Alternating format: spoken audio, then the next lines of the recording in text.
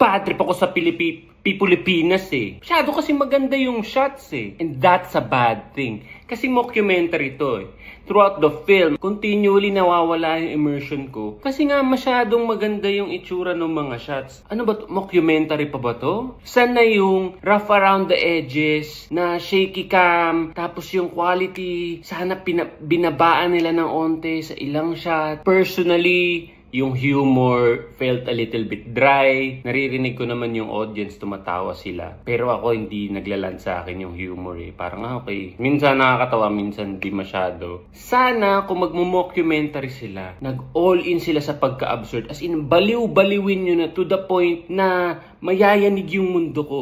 Pero at the same time, injectan nyo pa rin ng social commentary yung humor na yun. Kasi I think that is when a mockumentary works best. Yung mga actors, ang feeling ko, dahil nag-intersperse sila ng mga fake pati real na mga tao doon, hindi convincing kasi sobrang scripted ng dating ng mga actors lang. Tapos, may iilang real na tao doon na makikita mo yung yung contrast between, ito, legit to. Yung nare-recognize kong ganun is yung Manong na parang deadpan lang yung delivery. Sobrang lakas na atake niya sa akin kasi, yan, Pilipino yan. Yung isa pang character na mako-convince ka talaga is yung kay Alessandra De Rossi. So, obviously, actress talaga siya, di ba? Pero yung playing a fictionalized version of herself really helps in the immersion of this film. And yun yung isang example ng pagiging absurd na sana nakita kong mas na-highlight kasi yun nakakatawa talaga yun. And bilang mockumentary, sana nag-delve deeper sila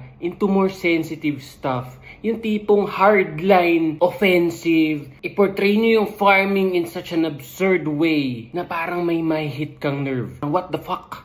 Ganito na pala yung state ng farming or yung pagtrato sa mga farmers or yung government officials na sobrang kabaliwan to the point na parang hindi mo siya makalimutan. Parang wow, Pilipinas made something like that. Pero hindi. It played too safe. So sa simula, sobrang parang medyo mockumentary pa yung vibes niya eh.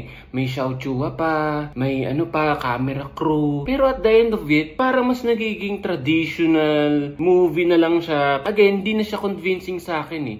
Para bagang binitray niya yung original creative vision niya just to make the story work, which for me is a problem. Republika ng Pilipinas has some innovative ideas up its sleeve, pero unfortunately, it's throttled by the fact na it doesn't go all in and parang sanitized yung atake niya, especially sa mga pressing societal issues. So, ang score para sa akin ng Pilipinas ay